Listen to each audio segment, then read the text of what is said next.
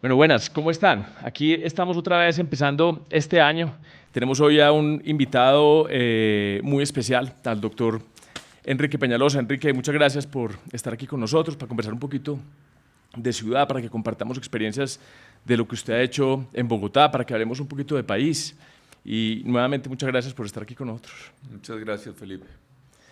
Bueno, doctor Enrique, ¿usted cómo ve en este momento la situación actual del país y de Bogotá? Bueno, están distintos, ¿no? Bogotá creo que está en manos de una persona cuerda, trabajadora, y Colombia no. Y la capacidad de hacer daño de un presidente es grande. Eh, y tengamos claro que el objetivo de todos es ayudar a los colombianos más necesitados.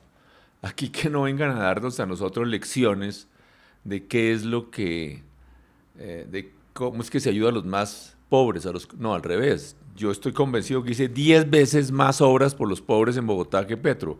Me encantaría, yo sueño con que algún día me pusieran en una mesa con Petro. Es que Petro ni conoce Bogotá, no tiene ni idea ni siquiera de dónde es que queda nada. Usted derrotó a Petro y él después fue su sucesor, ¿cierto? Sí, yo lo derroté una vez y él me derrotó a mí una vez. Y bueno, me derrotó 2 veces para la presidencia.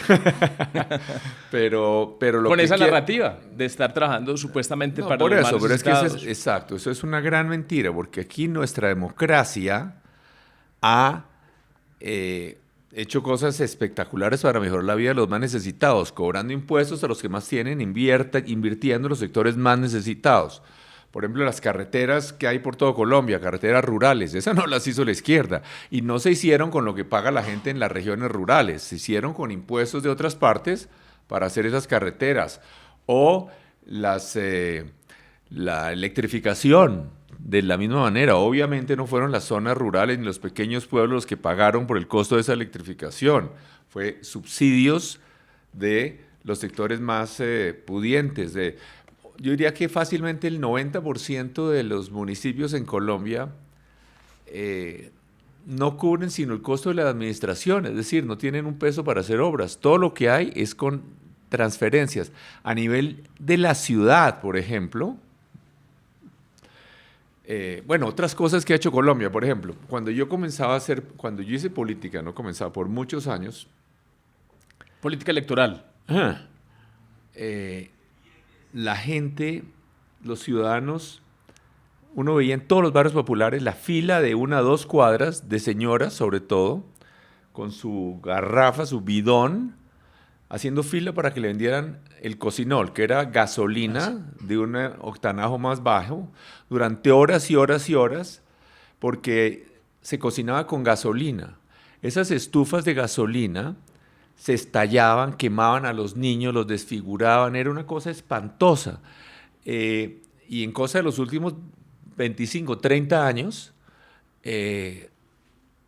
todos los colombianos en las zonas urbanas tienen gas natural muy económico por tubería que le llega a la casa. Es una revolución. ¿Quién hizo eso? Es una revolución social. La cantidad de colombianos que han ¿No? salido de la pobreza también en los últimos 30 años. No, todo, en todo sentido. Todas las estadísticas que miremos, todo. El progreso que ha habido ha sido impresionante. En niveles de educación, es una revolución lo que ha habido en educación, en acceso a la educación universitaria, en pasajeros aéreos, en motos. Una moto en 1995, el que tuviera una moto puede ser a alguien rico prácticamente. Y nadie se imaginó que era posible que un campesino, ¿no? O el portero de un edificio pudiera tener una moto, ¿no? Entonces, ha habido progreso y ha habido redistribución hacia los más necesitados. Por ejemplo, hablemos de la ciudad. Supongo que en Medellín es parecido. El impuesto predial en los sectores de ingresos altos de Bogotá, en estratos 5 y 6, es de los más altos del mundo. Es como 13 por 1000, ¿no? Es decir, se paga fácilmente 2 alquileres mensuales de impuesto predial y prácticamente no se invierte nada en los sectores 4, 5 y 6, porque todo se traslada a los sectores populares, porque en los sectores de estrato alto nadie va a educación pública, ni va a la salud pública, entonces todo se invierte en los sectores populares, en parques, en colegios, en comedores comunitarios, en obras de todo tipo, pero además hay muchos otros impuestos en los sectores de estrato alto, por ejemplo los servicios públicos. La democracia colombiana tiene sistemas que le cobran mucho más por el mismo consumo de agua a un ciudadano de estrato más alto que a uno de sector popular. Hay un subsidio. Hay un en parte subsidio. por los estratos más altos No, y otra obvio. parte por el gobierno nacional, que no está girando Bueno, ese es ese otro subsidio tema. de las electrificadoras. Bueno, ese es otro tema de las chambonadas. Pero digamos, lo que quiero decir, y hay muchos otros subsidios, impuestos que se cobran a los que tienen más ingresos. Por ejemplo, está el impuesto a la gasolina. Aquí en Bogotá está en 25%. Me imagino que en Medellín también. Con esa sobretasa pagamos el metro. Por ejemplo, y tenemos también impuesto a los vehículos. Y obviamente los que tienen carro y los que consumen gasolina son prioritariamente los ciudadanos de mayores ingresos, etcétera, etcétera.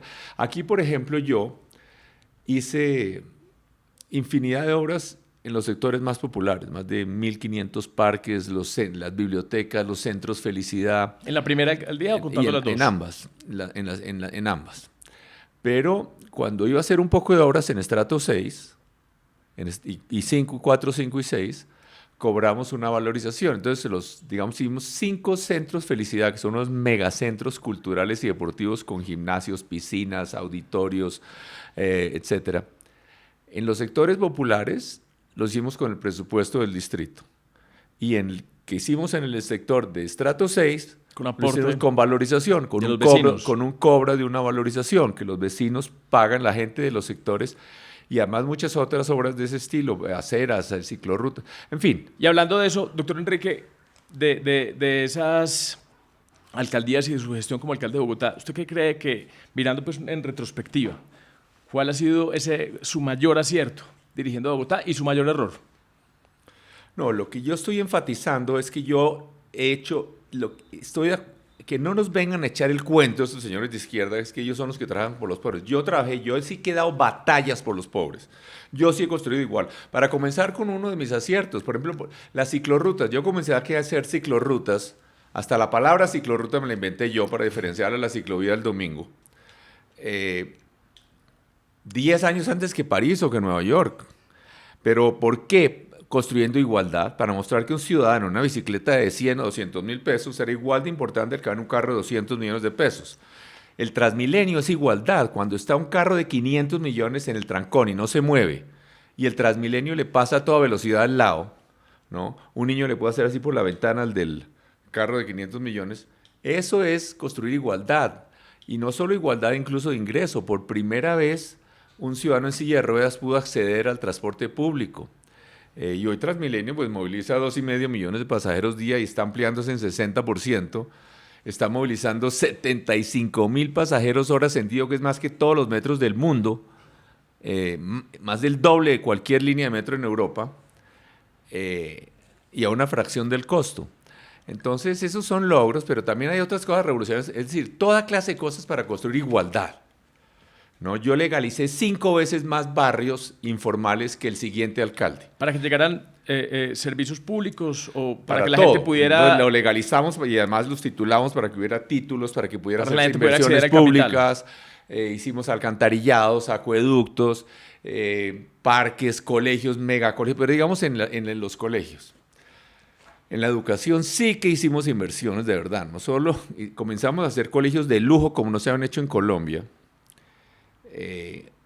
pero más importante que eso, hice 68 colegios, más importante que eso, es que hicimos un esquema mediante el cual los mejores colegios privados de Bogotá y la mejor universidad de los Andes administran muchos de estos colegios, con unos resultados asombrosos, que niños en estratos 1 y 2 tienen resultados equivalentes en las pruebas saber y demás a los niños de estrato alto en colegio privado. Eso sí es una revolución, pero obviamente FECODE entonces, que no le gustó el esquema, y obviamente los otros alcaldes no se han atrevido a hacer algo parecido porque quieren ser los simpáticos con FECODE. Pero algo muy revolucionario y muy interesante pasó. Nuestro contrato de administración de esos colegios se vencía en el año 2015, ¿no? ¿Y quién era el alcalde en el 2015? Gustavo Petro Urrego. Entonces dijimos, se acabaron los colegios en concesión, ¿no? Se murió eso porque él, que es un enfermo en contra de todo lo que sea privado, privatización, neoliberalismo, todas esas palabrejas que le gustan. Y lo volvió a renovar Y la concesión. le tocó renovar la concesión porque era tan gigantesca la presión de la comunidad que no pudo. ¿Y qué le dijo FECODE a Petro? No sé qué le habrá hecho porque ellos saben lo que hacen, pero por ejemplo, algo muy interesante, él también tenía un secretario de Educación serio que era Gabriel Sánchez, que lo tuvo de viceministro ahora en la presidencia y lo sacó de la gente buena que tenía. Pero, es decir, 35 colegios por concesión que hay en Bogotá, todos concesionados en mis alcaldías. Pero bueno, entonces hicimos 1000 cosas para construir igualdad, pero cosas realmente valientes. Por ejemplo, es que hay cosas que los ciudadanos no alcanzan ni a entender.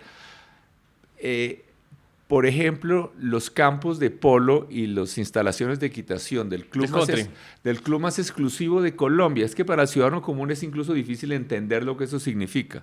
Eso sí es, y no porque yo tenga ningún odio ni tenga nada en contra, es que esa es la pequeña diferencia. Yo no hice eso por odio ni en contra de nadie, sino simplemente para que la gente, para que se cumpliera un principio democrático, de que el interés general prevalece sobre el particular y que la gente viva más feliz. Pero no porque yo tenga nada contra los señores del country, que son gente valiosa, ciudadanos que en su mayoría obviamente son trabajadores, empresarios valiosos. Entonces, esa es la diferencia. Y aquí hay que construir igualdad y hacer una Colombia mejor. Por ejemplo, yo seguramente seré precandidato presidencial, y si no, lo que me interesa es que logremos cambiar esta demencia que estamos viviendo. Pero, por ejemplo, aquí hace falta hacer una reforma urbana. Es mucho más urgente todavía que la reforma agraria, mucho más. Porque, entre otras, hoy tenemos que el 85% de los colombianos son urbanos y solo el 30% de los colombianos tiene vivienda propia. 35 por el estilo. Nosotros tenemos que resolver bien esa necesidad de vivienda, y en mis 2 alcaldías hice proyectos de vivienda para más de 500.000 personas, ¿no? ¿Cuántas unidades? Son 130.000 en Lagos de Torca y como unas 25.000 en Metrovivienda Recreo y Metrovivienda Porvenir. ¿Y cuál es el déficit? Total, ¿cómo? ¿Cuál es el déficit del cuantitativo de vivienda en Bogotá? O sea, ¿cuántas viviendas faltan? No sé exactamente, Juanse, no sé. Pero lo que es cierto, obviamente no es que hayamos hecho las viviendas, sino que hicimos unos esquemas y el urbanismo para lograr que eso se haga. Entre otras que tenemos que acabar. Hay tantos temas para hablar aquí. Es que en Medellín faltan por lo menos, y por eso es que Medellín se extiende hacia las laderas, en Medellín faltan por lo menos 50.000 viviendas. Y es un cálculo estimado de ese déficit cuantitativo, cómo lograr uno poder reducir esa brecha de una manera sustancial, o sea, como un tema como de que para allá. Bueno, ¿Qué consejo le daría usted a la ciudad de Medellín? Es que ahorita vamos a esa parte, pero es que usted me dice que allá les tocó irse para las lomas. Entonces, el que los echó aquí es Petro. Aquí tenemos una cantidad de falsos ambientalismos, una cantidad de farsas que tienen parado el país. El problema ambiental número 1 de Colombia es la pobreza, ¿no? Entonces, aquí tenemos cosas tan absurdas como que tienen paradas las minas de carbón cuando el mundo entero sigue comprando carbón. Tienen bloqueada la exploración de petróleo. Y Petro sí se vaya a hacer la venia a los jeques árabes a ver si nos dan una platica. Cuando nosotros tenemos las posibilidades, Colombia tiene que ser uno de los principales productores de gas del mundo. Colombia tiene cobre y no lo dejan sacar, entre otras allá, en algunos Quebradona. sectores. Claro, exactamente. Y muchos otros sitios. Colombia podría ser uno de los principales productores de cobre del mundo. Los emigrantes colombianos van a Chile, y Chile hoy tiene un ingreso per cápita más de 3 veces el colombiano. Y en buena medida porque Chile es el principal productor de cobre del mundo. Pero todo eso simplemente para decir, aquí hablando de Bogotá y de dónde crece la ciudad, todo ese cuento de los falsos ambientalistas. Por ejemplo, aquí tenemos que Bogotá tiene una crisis de agua, ¿no? Uno dice. ¿Cómo? Y tiene una crisis de agua ridícula porque simplemente tenemos la farsa de que es que no podemos hacer el proyecto de Chingaza 2, ¿no? Y Petro anda diciendo que es culpa de Peñalosa, que es que la ciudad crece y entonces que por eso se acaba el agua. No es que la gente va a necesitar agua, no importa dónde crezca la ciudad, pero son tan irracionales las posiciones de él. Entonces, Chingaza 2 está frenado por licencias ambientales. Chingaza 2 es ridículo, es un embalse de 600 hectáreas que se inundan unos frailejones de Bogotá. Estamos hablando de que la empresa Acueducto de Bogotá le da el agua al 20% de la población de Colombia, a uno de cada 5 colombianos, ¿no? Porque no solo es a Bogotá, sino a todos los municipios aledaños, ¿no? Y ponemos en riesgo el suministro de agua de el 20% de los colombianos, que además producen el 30% del PIB del país, ¿no? Porque no se pueden inundar 600 hectáreas de frailejones cuando en Colombia hay 2 millones de hectáreas de páramo y hay cientos de miles de hectáreas de páramo que tienen ganado, cultivos de papa, etcétera. Pues cojamos esos frailejones y los trasplantamos, o además podemos comprar 600 hectáreas de fincas que hoy están cultivadas en los páramos, o 6.000 hectáreas, Cambiar los y usos. se compensan y se siembran, se inundan 600 y se hacen 6.000 hectáreas de siembra de frailejones donde hoy hay ganado o cultivos. ¿Y cuánto se demora esa construcción de esa represa? No, pues chingaza, incluso no se demora mucho porque, ¿qué pasa? Lo costoso y lo complicado de hacer es el túnel. Entonces Bogotá tiene un agua maravillosa, Bogotá tiene un agua y además Bogotá tiene agua. El túnel para traer el agua. Exacto, el túnel ya está hecho. Y es el túnel de Chingaza, un túnel de 38 kilómetros que trae agua a Bogotá absolutamente maravillosa del páramo, del cielo, un páramo donde ese parque de Chingaza es una belleza, donde hay osos, venados, etcétera, y está aquí nomás. Es decir, yo he ido en bicicleta, a paseos en bicicleta y me he encontrado osos a 5 horas de aquí a Bogotá en bicicleta y a mi velocidad, que es bien lenta, ¿no? Entonces, el embalse de Chingaza 2 utilizaría el mismo túnel. Entonces es relativamente... Hay una eficiencia. Claro, obvio, lo costoso y lo complicado es hacer el túnel. Pero el norte de Bogotá, ya que hablamos de sacar a la gente a las lomas, entonces el señor Petro y Claudia López, haciéndose los ambientalistas, bloquean el desarrollo de vivienda en el norte de Bogotá, ¿no? Bloquean, ahí no sé por qué. ¿Qué es lo que hay ahí? Potreros, invernaderos, no hay nada especial, nada. Entonces, ¿dónde vive el señor Petro? ¿No? ¿Dónde es la casa de Petro? En Chía, o no sé si. En Chía, es decir, mucho más al norte. Es decir, él sí puede vivir en Chía, ¿no? Pero el resto de los en un bogotanos no. barrio de estrato 6, pero a los ciudadanos de bajos, de sectores populares, sí, no los deja vivir al norte de Bogotá. Entonces, ¿qué pasa? Cuando bloquean el desarrollo del norte de Bogotá, Claudia y Petro, ¿qué hacen? Suben el precio de la vivienda en Bogotá. Cientos de miles de hogares que quisieran vivir en Bogotá, porque hay unos que prefieren vivir en otra parte, pero cientos de miles que quisieran vivir en Bogotá, les toca irse a Soacha a buscar vivienda, a Funza, a Mosquera, a Zipaquirá, a algún lado. Entonces, es decir, y eso sí que es malo para el medio ambiente, porque viajes más largos implican mayores consumos de energía, mayor calentamiento global, además de que le deteriora la calidad de vida a los ciudadanos, que tienen mucho mayores tiempos de viaje, ¿no? Hay más trancones. Entonces, no más falsos ambientalismos que nos están bloqueando el desarrollo de Colombia. Yo sí, en cambio, me siento muy orgulloso de haber hecho, como le digo, estos proyectos de vivienda, Metrovivienda, Recreo, Porvenir y Lagos de Torca, proyectos que, como le digo, son para más que una Manizales, en Bogotá y al norte de Bogotá. Venga, yo quiero que usted me cuente algo que lo tocó tangencialmente, y es que hay mucha gente que me lo ha preguntado, y es cómo fue, sobre todo que viene una candidatura presidencial, y ya le voy a preguntar por la suya. ¿Cómo fue esa alcaldía de Claudia López en Bogotá? ¿Ya fue buena alcaldesa o no? ¿Cómo fue su gestión en Bogotá? Bueno, primero que todo, yo creo que hubo una politiquería como nunca jamás, de darle a los políticos cosas, toda clase de cargos a recomendados políticos. Se multiplicaron los contratistas Partidos en todas las tradicionales. entidades del distrito, de lo que fuera. La gente que le iba a apoyar a su esposa para el Senado, lo que fuera, en fin. Lo que importa es que hubo un clientelismo absolutamente desastroso, el espacio público del centro y demás se deterioró como nunca, y además, por ejemplo, un proyecto divino que nosotros tenemos en Bogotá, que hay que hacer, como en todos los ríos del mundo. El río Bogotá es una belleza, es un río lleno de meandros, absolutamente divino, hay que construir la ciudad hasta el borde del río y hacer un malecón, un parque, incluso el río Bogotá se puede adecuar. Es decir, el río Bogotá hoy... Darle nuevamente que la ciudad le dé un poquito la cara hacia el río. No, que construir la ciudad junto al río, ¿no? Lo mismo que Medellín. Porque el río, exacto, pero con una diferencia, con todo respeto, el Medellín lo que están haciendo es una belleza, pero el río Medellín es un canal recto. En cambio, este es una belleza, tiene miles de meandros y de cosas, podía hacerse una cantidad de parques. hacer algo parecido a lo que están haciendo en el borde del río Medellín, incluso más angosto, pero tener edificios a los lados y que esto tuviéramos un malecón y una ciclorruta 80, 100 kilómetros de parque, de malecón, con vivienda, con cafés, para que la gente trote, monte en bicicleta, más aún.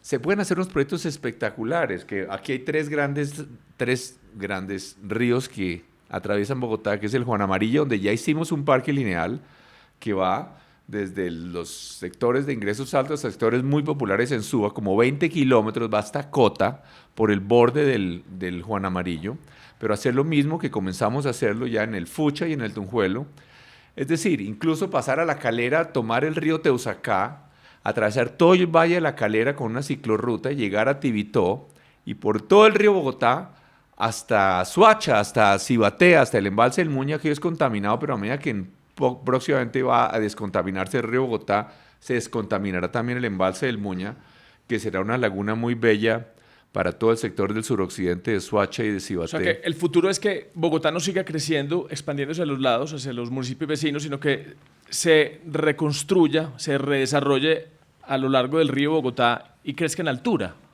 Yo creo que está creciendo en altura. Bogotá tiene una densidad muy alta. Bogotá tiene una densidad muy alta. Bogotá tiene como 240 habitantes por hectárea, que es de lo más alto del mundo.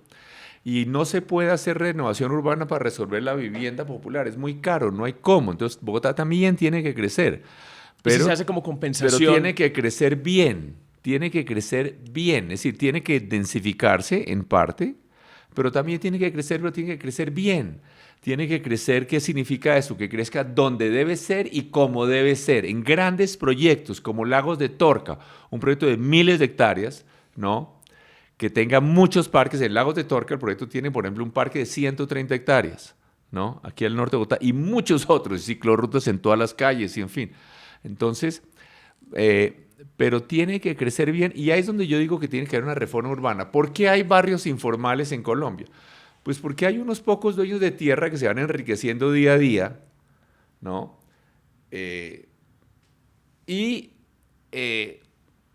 Lo malo no es solo que se enriquezcan, sino que eso impide que la ciudad crezca donde debe crecer, y los ciudadanos de menores recursos tienen que irse a sitios absurdos, ya no tanto informales, pero a veces formales, sitios lejanos. Entonces, creo que es indispensable. Aquí tenemos una normatividad de planeación urbana que es ridícula, ¿no? Que es la ley 388, que hace POTS, planes de desarrollo a 12 años, es ridículo. En Nueva York, por ejemplo, se hizo en 1810 un plan para que la ciudad creciera 11 veces el tamaño que iba a crecer. O en en Barcelona se hizo uno con 1840-50, el famoso plan Cerdán, para que creciera como 8 veces. Entonces, aquí tenemos que hacer un plan a 70 años. Y además, el tema de dónde crecen las ciudades y cómo crecen no es un tema para que lo decida un municipio pequeño al lado de Medellín, de Cali o Bogotá. Es un tema de interés nacional. Entonces, tiene que haber un plan donde participe el gobierno nacional. Ahí se equivocó la Constitución en darle una cosa completamente municipal ridícula. Entonces, por ejemplo, Bogotá debía crecer en en Mosquera, perdón, pero entonces ellos entonces dicen que no, y en vez de hacer un gran plan con parques y demás, lo que van es dando licencias una a una, ¿no? Ni entremos a ver cómo, por qué, ¿no? Y sin que haya un gran plan de grandes parques, algo así como un Lagos de Torca, de 1.000 hectáreas, de 2.000, de 3.000. Entonces tiene que haber un plan nacional para que se hagan unos desarrollos y que se traigan los mejores urbanistas del planeta y en las regiones y demás. Pero ¿cómo se vence esa especulación de la tierra, cierto? Porque ese alto costo de la tierra. tierra. Por eso, Jorge, yo lo que creo es que el Estado tiene que comprar eso y controlarlo. En buena medida, eso tiene que controlarlo. Existen las herramientas. Uno tiene que comprar eso, hacer una reforma. Por eso digo que es una reforma urbana. Hay que comprarlo, y si no hay plata, pues una ley que les paguemos con bonos a 40 años, ¿no? A los dueños de la tierra, pero es demasiado crítico que la ciudad crezca y que le resolvamos la necesidad de vivienda a las personas donde debe ser y cómo debe ser. Venga, y con grandes parques. Y no solo eso, hay que hacer, por ejemplo, otros parques, no solo urbanos. Por ejemplo, en los países avanzados hay algo que es muy obvio. La gente necesita tener contacto con la naturaleza. Ir a grandes parques regionales a media hora, a 1 hora, a 2 horas, a 3 horas, hasta 4 horas de las ciudades. Que no es el parque urbano, ni es el parque nacional que queda en la mitad de la selva, pues, donde normalmente la gente no puede ir. Entonces, yo sí creo que se necesita comprar grandes extensiones de los sitios más bellos para que la gente pueda ir a unos parques de 1.000, 2.000, 3.000, 5.000 hectáreas, ¿no? Y los más obvios es alrededor de los embalses. Aquí hemos permitido el absurdo de que se privatice los alrededores de los embalses, que además eran públicos, hechos con plata pública, y que se privaticen y hagan casas de ciudadanos de ingresos altos alrededor de los embalses y nadie más puede ir, ¿no? Y nadie más puede ir. Entonces eso debería tener a ciclorrutas y senderos alrededor de los embalses, ¿no? Y esos son los primeros sitios donde hay que hacer unos parques regionales alrededor de los embalses que hay alrededor de las ciudades, a 1 hora, a 2 horas, a 3 horas de las ciudades. Hay unos donde ya es bien complicado, ¿no? Como algunos que hay en Antioquia, por ejemplo.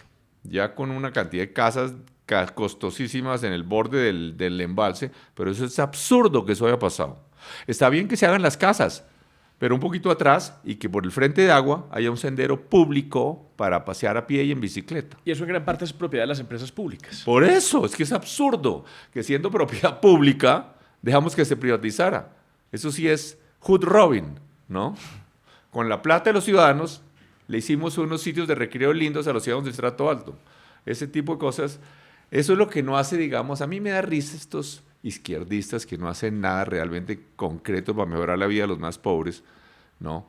Incluso a mí me muero la risa con el Maduro y Chávez, ¿no? Ellos, uno va a Caracas, yo ahora estuve en Caracas hace como un mes, y por ejemplo el Country Club de Caracas, en la mitad de la ciudad, ¿no? Debería ser un parque público, es obvio, eso no es comunismo, eso es simplemente democracia, que si el interés general prevalece sobre el particular, ¿no? Pues eso debería ser un parque público. Pero obviamente Chávez y Maduro no lo han tocado, ¿no? Y el mismo aeropuerto de La Carlota, ¿no? Que es algo parecido ahí, la situación, Medellín y Caracas tienen muchas cosas en común. Caracas es una belleza de sitio, una ciudad lindísima, y tiene el aeropuerto de La Carlota, donde solamente van los aviones de los generales y de algunos ricos, ¿no? Era obvio que hay que volver, es un gran parque, ¿no? El aeropuerto de La Carlota, pero tal vez el señor Maduro lo quiere mantener ahí para salir corriendo. El proyecto que tienen de hacer un gran parque allá en el aeropuerto de Medellín del centro, ¿cómo es que se llama? Bueno, es que en Medellín tenemos un tema similar. En Medellín tenemos también un aeropuerto en la mitad de la ciudad, el aeropuerto de La Herrera, y ahí debería haber también un gran parque como el que usted está mencionando en Caracas. Un gran parque público para el espacio público. La gente es muy reticente porque siente, no, hombre, eso va a ser un parque para los habitantes de calle, para que la gente meta vicio. Yo creo que si hay una situación de ciudad se tiene que arreglar, pero antes la ciudad es la que tiene que sacar a lo que no esté funcionando y seguir en esa lucha porque haya espacio público. Y en Medellín, ese foco de aproximación del aeropuerto, que es un valle muy pequeño, impide que haya crecimiento en altura ahí, donde está el centro de la ciudad, donde está concentrada la oferta de bienes, de servicios, de transporte público. ¿Cómo hacer para poder vencer, y usted lo ha hecho en algunos casos, para vencer esa reticencia pública a ese tipo de proyectos? No, yo creo que es obvio que eso tiene que volverse un parque también. El aeropuerto, ¿cómo es que se llama el aeropuerto? Olaya Herrera. Olaya Herrera. Sí, tiene que haber una segunda pista, tiene que... yo creo que no se necesita ese aeropuerto, que debería volverse un parque. De hecho, ya prácticamente no se usa, pues muy poquito. Está ayudando a subsidiar a Satena, porque a Satena le dan el monopolio, entonces con esa plata que gana ahí Satena subsidia otras cosas, pero Medellín, curiosamente, es muy parecida a la localización geográfica de Caracas, muy parecido. Caracas es una belleza de localización geográfica. Y obviamente ese cuento de, yo no había oído el cuento de que es que se llenaba de habitantes de calle, cosa ridícula. Con ese argumento no debería haber parques en ninguna parte. Además, exacto, un parque de esos pues, puede estar cercado a todo alrededor. En Nueva York hay muchísimos habitantes de calle, seguramente más que en Medellín, y más drogadictos, y sin embargo no se llena el Central Park de drogadictos, ¿no? Yo no he visto. Entonces el cuento es bien absurdo. qué ventaja maravillosa que tiene Medellín con ese sitio para tener ese parque puede ser con la arquitectura que tiene en Antioquia, que hacen cosas maravillosas como lo que están haciendo junto al río. Pueden hacer algo espectacular. Y está medio parado ese proyecto de Parques del Río. Eso bueno, no ha tenido el avance que... Anda, Farenal, pero será. Ya tienen eso, la visión, y han avanzado, y lo que han hecho está muy bien hecho. En todo caso, ya quisiera. En Bogotá hubo un aeropuerto en el centro parecido a ese, que era el aeropuerto de techo. Usted no se acuerda porque es muy joven, pero... ¿Qué es un estadio? Ahí hay un estadio y hay unas cosas que se hicieron, hay unos juegos mecánicos. Había un demás. hipódromo, ¿cierto? También. ¿Cómo? Un hipódromo. ¿Hipódromo? No, aquí no hay hipódromo. Sería bueno que hubiera hipódromo de techo, ¿no? No, ahí no. En todo caso, ese lote se perdió en lo fundamental. Es decir, tenemos lo del estadio ese, pero en fin. Entonces no se ha aprovechado bien, están los juegos mecánicos, pero Medellín tiene una oportunidad maravillosa para hacer ese parque ahí. Cuando uno lo mira desde arriba entre más pronto se haga, mejor. Yo no sé, eso obviamente el gobierno nacional tiene que colaborar, supongo que eso le pertenece a la aeronáutica civil, pero yo creo que es cuestión de tiempo. Creo que a nadie se le pasa por la mente que eso no va a ser un parque, pero además ojalá puede que se hagan algunos pocos edificios al lado para subsidiar el proyecto, pero creo que no se justifica porque es demasiado valioso para Medellín. Lo mismo en Cartagena, también que se habla de trasladar el aeropuerto de Cartagena a otra parte, pues ojalá que se genere también algunos edificios alrededor, pero también un gran parque ahí. En fin, y hay varios otros casos parecidos en Colombia. Está también la base Marco Fidel Suárez en Cali, también, que debería ser también otro gran parque ahí en la mitad de Cali, pero el de Medellín es el más obvio de todos, ¿no? Y obviamente, eso desde arriba y eso con se las ve cosas hermoso. maravillosas que han hecho en Medellín por todo lado, lo que hacen es cosas maravillosas, y sí que tienen los arquitectos y tienen la capacidad gerencial. Si hay alguien que tiene la capacidad para hacer eso, son los paisas. Bueno, y usted se me adelantó con una pregunta que yo le tenía muy temprano en este podcast, pero aquí se la dejé para el final, y es: usted sería candidato presidencial. Usted ya me dijo que muy seguramente usted va a ser precandidato, va a ser candidato. Yo le quiero hacer una pregunta, y es: en esta narrativa de división que ha propuesto, y usted lo expuso al inicio de este podcast, el gobierno de Gustavo Petro, ¿qué le ofrece entonces Enrique Peñalosa como candidato, como precandidato presidencial al país? O sea, ¿cuál es esa visión suya de país? Mire, lo que yo le ofrezco a Colombia, primero que todo, es gerencia y resultados, no hablar carreta, y mejorar de verdad la vida de los más necesitados, y no más cuentos de estos falsamente ambientales que tienen frenado el desarrollo, que no dejan sacar cobre, que no dejan producir carbón, que no dejan producir petróleo, que no dejan producir gas. Eso es absurdo. Acá tenemos que volvernos ricos. El problema ambiental número uno de Colombia es la pobreza, y nosotros tenemos que tener apoyo claro al sector privado. Que apoyo no se necesita ningún apoyo especial, simplemente tenemos impuestos razonables, que no sean más altos que los de otros países, pero que entendamos a dónde es que se están yendo los colombianos, que es una tragedia. Se ha ido 1,5 millones de colombianos en los últimos 3 años.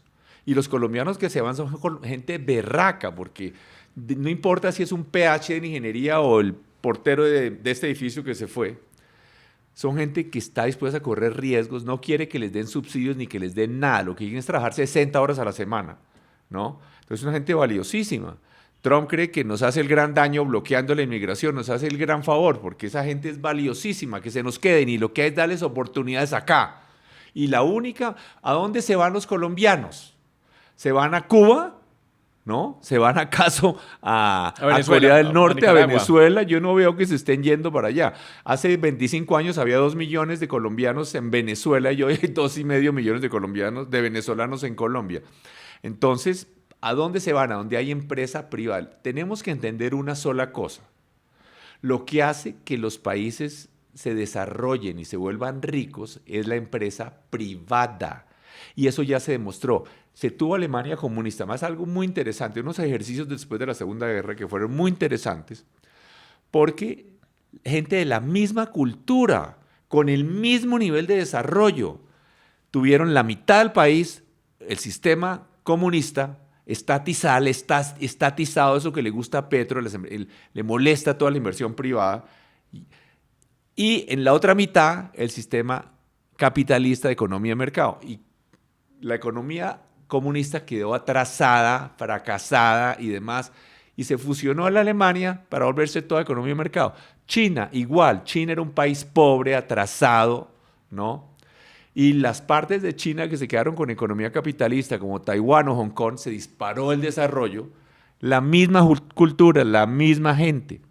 Entonces, los colombianos tenemos que entender que lo único que hace que haya más crecimiento económico, ¿y qué es el crecimiento económico? Crecimiento económico significa que la gente haciendo el mismo trabajo gane más. Entonces, básicamente en Chile, por ejemplo, hoy ganan 3 veces más que en Colombia. México, el doble de rico que Colombia. Colombia tiene unas ventajas que no hemos ni aprovechado. La costa colombiana está más cerca del este de los Estados Unidos que México, ¿no? Deberíamos tener unas megazonas industriales gigantescas para exportar. En fin, lo que se necesita es, entonces lo que ofrecemos es seguridad, porque sin seguridad no hay...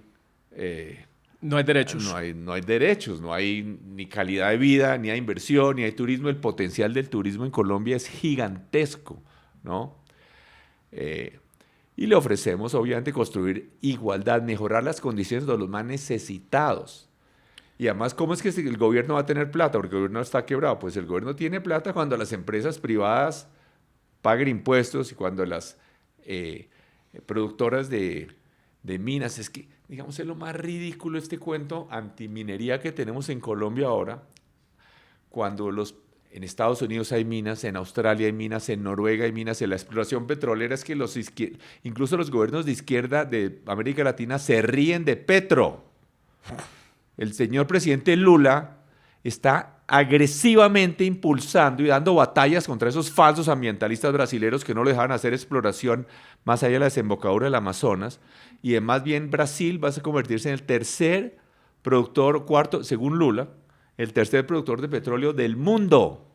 Hoy Brasil tiene la tecnología más sofisticada que hay en el mundo para la exploración de petróleo offshore, fuera de costas, ¿no?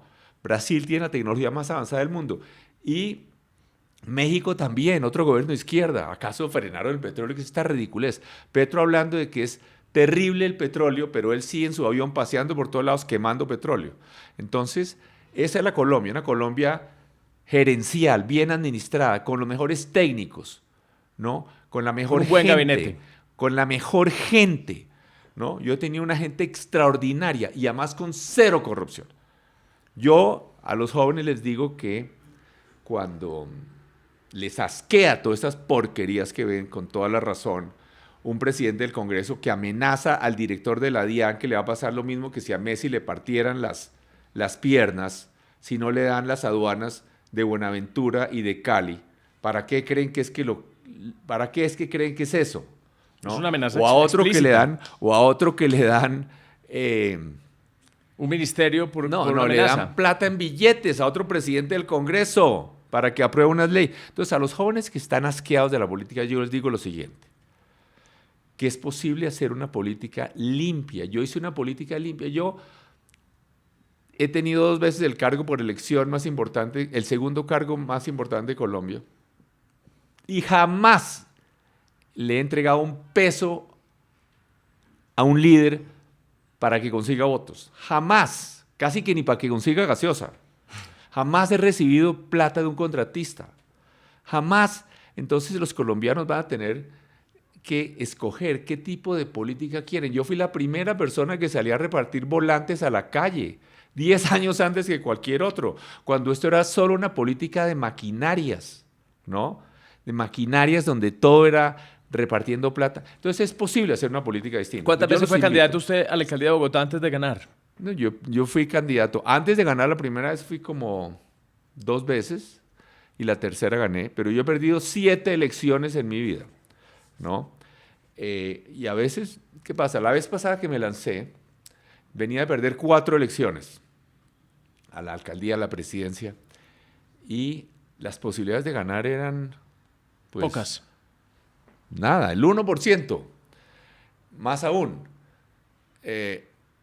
cuando me lancé, en las primeras encuestas salía que Rafael Pardo iba como con 26%, Clara López como con el 22% y yo con el 12%, ¿no? Y después gané, es decir, tenía un 1% de posibilidad de ganar si me lanzaba, pero si no me lanzaba tenía 0%. Entonces... Sí, uno puede perder intentándolo o desde antes al no intentar. De acuerdo, pero lo que sí le digo a los jóvenes, nunca he tenido siquiera una investigación. Lo que ha habido obviamente es calumnias, porque los de izquierda les da muchos celos de que realmente le ha mejorado las condiciones de vida a los más necesitados. Y yo sí quiero la igualdad, yo sí he peleado por la igualdad. Y como lo digo, he peleado por la igualdad, quitándole espacio a los carros, por ejemplo, para darle prioridad a los ciudadanos. No hay una sola buena acera en Colombia. Hoy, y digo, no hay una sola buena acera en Colombia que se hubiera hecho antes de Peñalosa 1. Cuando yo llegué a Bogotá a la alcaldía, prácticamente no había una buena acera en Bogotá ni en Colombia. Fue una pelea mortal quitar a los de carro, que en esa época era una minoría, porque solo había como el 10% de los ciudadanos que tenían carro. Los volardos. Eso fue, los famosos volardos. Entonces, digamos, las calumnias, cómo funcionan, que medio país piensa que yo hice negocio con los volardos, ¿no? Que pusimos para que no se estacionaran en las aceras, pero los que tenían negocios que se parqueaban en las aceras, como no podían decir que era que querían parquearse en la acera, entonces dijeron que era que mi mamá producía volardos o mis hermanos. Nunca hubo siquiera una investigación de que hubiera habido algo incorrecto con los volardos, nunca, ni siquiera un artículo de prensa, nada, pero medio país piensa que hice negocio con los volardos. Las calumnias de esos izquierdistas funcionan. Y lo malo de las calumnias de los volardos es que ni siquiera fueron los izquierdistas, fueron los dueños de negocios que tenían estacionamiento en la acera. Y que hoy están felices porque hay un mayor tráfico hoy comercial. Claro, en la 15, por ejemplo. La gente se ha dado cuenta, de la 15 fue de las peleas más duras y además eran un periódico como El Tiempo que era hiperclasista. Obviamente era... como todos, buena parte de los periódicos de Colombia de la época, para no decir, sacó una editorial de arriba abajo, de la parte de arriba hasta abajo, una editorial insultándome por hacer las aceras de la 15, que cómo era eso, que esas aceras inmensas solo iban a servir para que durmieran los gamines. Es que ya ni siquiera la gente sabe qué es gamines, pero es otras cosas en que ha progresado este país. En 1970, 80, 90, había miles de niños que vivían en la calle, y con un clasismo infinito les decían gamines, ¿no? Que viene una palabra francesa de gamin, que es como... niño. Como niño. Y felizmente, hoy en Bogotá ya no hay ni perros callejeros, ¿no? Es que el país ha progresado en todo sentido y va a seguir y tiene que progresar, pero lo que sí tenemos claro, que tenemos que tener claro, es que tenemos que volvernos un país desarrollado, con buena gerencia pública, con seguridad, no con superestrellas. Yo no soy como Petro, que es genio. Él es genio, es la persona más inteligente del universo. No, yo soy absolutamente presidente, creo que he sido buen gerente es porque no soy tan genio, entonces tengo claro que hay mucha gente mejor que yo y los nombro y armamos un super equipo y trabajamos. Entonces eso es lo que hay que hacer en Colombia. Con Peñalosa en la presidencia no tendrían los colombianos un genio como Petro, no. Tendrían un ciudadano común y corriente que trabaja duro y que busca muchos mejores que él. ¿Y cómo se va a lanzar Enrique Peñalosa? ¿Se va a lanzar por firmas? Lo que tenemos que hacer, las firmas es imposible, hay que hacer algún tipo de consulta. Aquí tenemos que hacer una consulta muy amplia, digamos, de todos los que creemos que esto es una cosa loca, que este Petro está acabando con el país y que creemos en la economía de mercado, con gente seria, honesta, que puede ser David Luna, José Manuel Restrepo, Aníbal Gaviria, Germán Vargas, que esté el que sea, que esté Vicky Dávila, que esté todo el mundo, es decir, aquí que esté Daniel Oviedo, que esté Fajardo. Si quiere estar Fajardo, bienvenidísimo, maravilloso que estuviera. Más aún, estos que están bien adelante de las encuestas son los que más deberían querer estar en esto, pero tenemos que unirnos.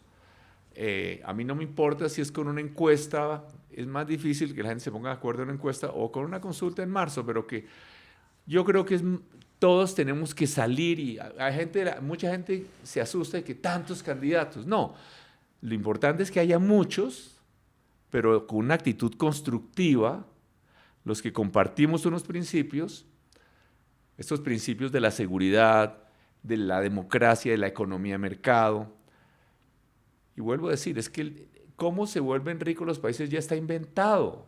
Es que eso no es ningún descubrimiento. Pero ya hay conversaciones al respecto. Usted ya Sí, ha conversado claro. con algunas de estas personas que usted ha mencionado. Sí, ¿Están de claro. acuerdo en Hay unos en cuantos ese primer que sí están ejercicio? de acuerdo, hay unos cuantos, estamos comenzando. La verdad es que yo tengo mis actividades en donde yo tengo que trabajar mucho y yo no soy un político profesional, yo soy un poco un político muy distinto porque entre campaña y campaña yo siempre tengo mis trabajos. Yo tengo mis trabajos de consultoría. Este año ya estuve como un mes en el África, en fin, yo trabajo en Arabia Saudita, entonces pues tampoco es que esté de tiempo completo dedicado a...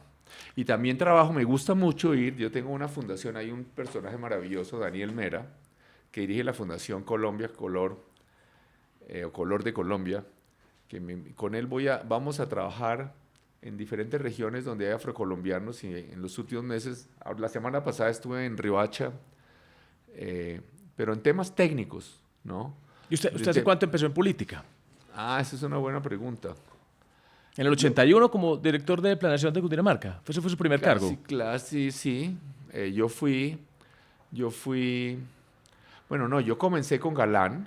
Yo hice unos posgrados en Europa y desde Europa Galán en esa época era un líder muy importante y dirigía la revista Nueva Frontera, que era de Carlos Lleras.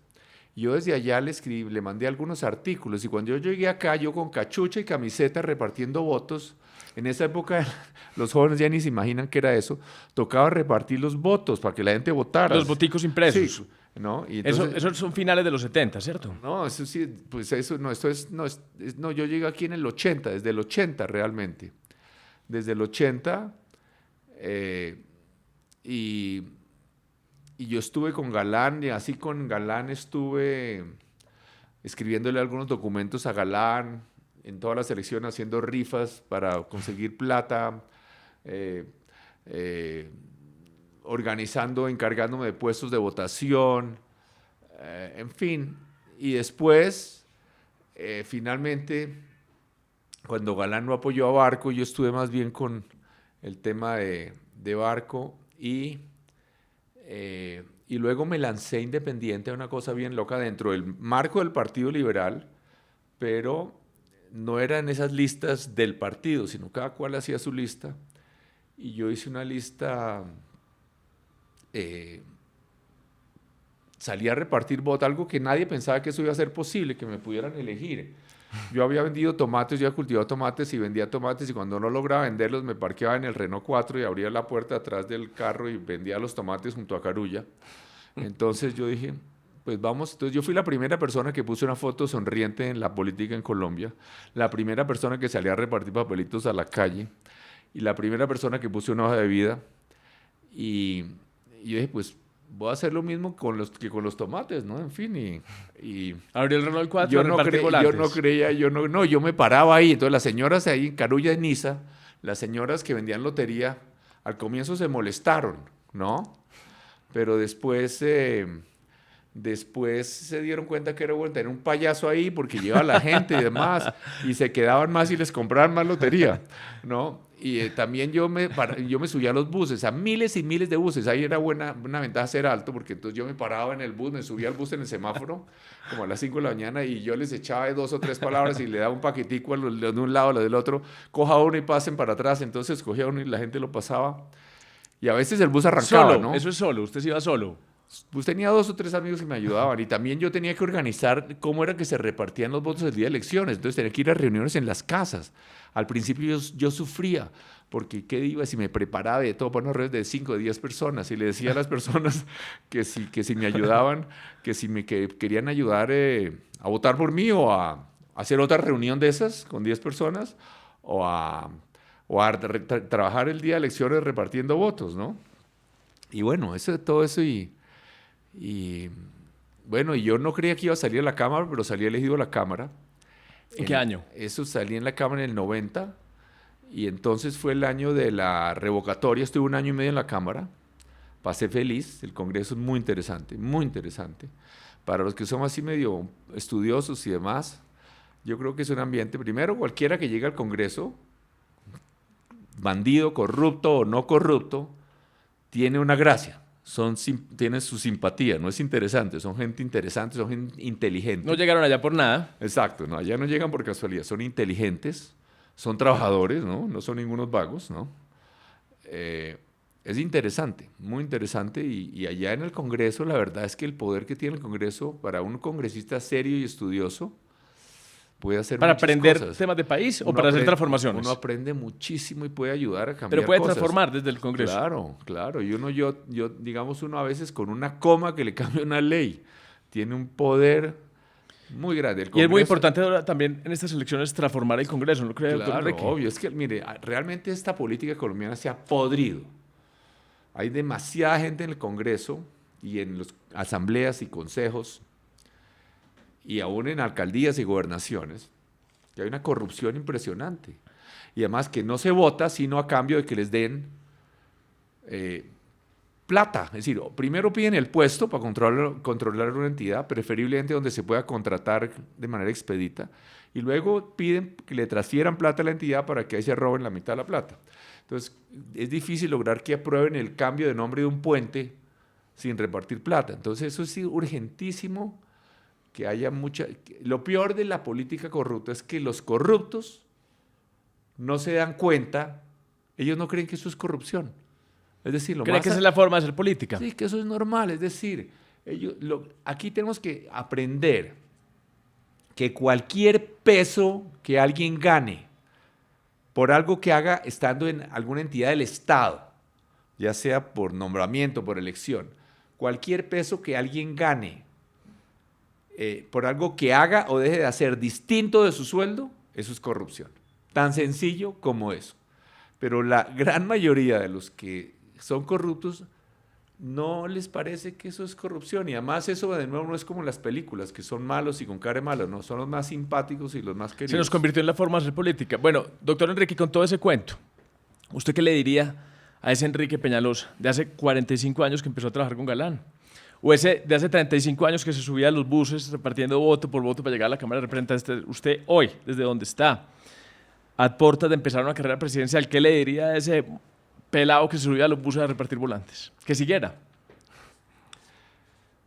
Sí, yo lo que creo es que felizmente tuve la suerte de que me funcionó, ¿no? Yo tenía una pasión increíble. La gente me pregunta, ¿y por qué seguía con tantas derrotas? Porque además que aquí me tomamos unos 3 segundos decirle, o menos, un segundo decirle que he perdido 7 elecciones. Pero 7 elecciones son 7 años de vida, ¿no? Entonces no es tan... pero creo que hay cosas de detalle que yo hubiera impulsado más, pero Ejerciendo.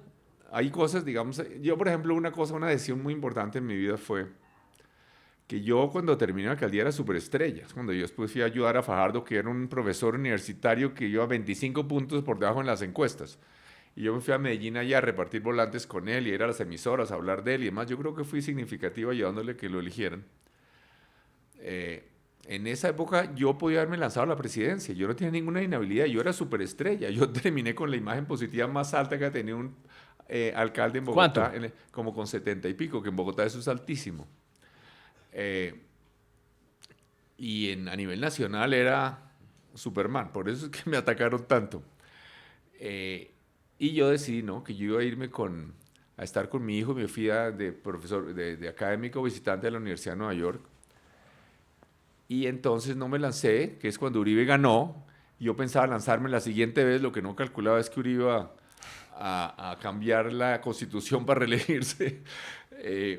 Pero yo entonces me apareció una cosa nueva en la vida, que fue volverme conferencista y consultor en temas urbanos por todo el mundo, y realmente fue muy interesante. En alguna época ya no, pero en una época fui muy estrella y me invitaban por todo el planeta. Yo estuve en los sitios más exóticos dando asesorías de temas urbanos. Yo estuve en Teherán, en Ulaanbaatar, en Katmandú, en 20 ciudades de la India, en 30 ciudades de México, en todas partes, en Pakistán. Y entonces es una vida distinta, pero muy interesante. Y además a mí me apasiona este tema de las ciudades. Yo creo que el tema de cómo deben ser las ciudades es crítico. Entonces a mí me apasiona, por ejemplo, lo que está pasando en África, me apasiona y yo estoy trabajando mucho en África y con la gente en África y creo que el potencial de África es inmenso y en muchas cosas creo que pueden ellos aprovechar de nuestra experiencia, porque América Latina es la región del mundo que se urbanizó más recientemente y lo que pasó en América Latina en los últimos 50 años, lo que va a pasar en África en los próximos 50 años. Entonces, en todo caso, es un aspecto de mi vida como... Yo a veces, digamos, mi familia se fue a vivir a Estados Unidos a los 15 años y a los 25 regresé. Y en esa época no es como ahora que había WhatsApp y se comunicaba uno, y además era con cartas escritas y tomaba 15 días para llegar la carta. Y yo tuve 10.000 trabajos, limpiando pisos de obrero raso en construcción. En París tuve años de trabajo toda la noche en un hotel de portero y recepcionista.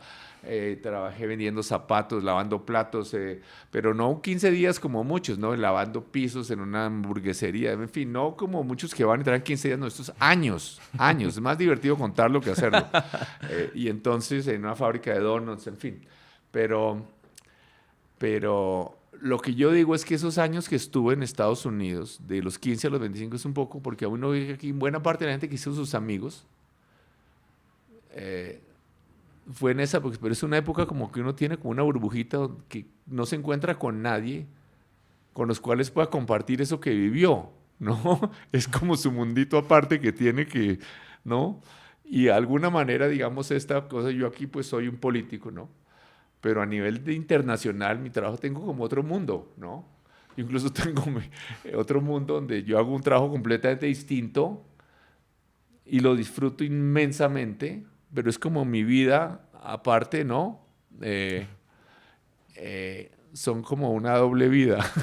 Quedan muchos temas. Vean, nosotros nos fuimos con una chiva hoy, pero quedan muchas cosas para hablar de ciudad, de urbanismo, de esas historias que usted tiene por contar. Yo le agradezco mucho haber estado aquí con nosotros y mucha suerte en ese camino, que necesitamos muchas personas buenas, doctor Enrique, para esto que se viene. Gracias, Felipe.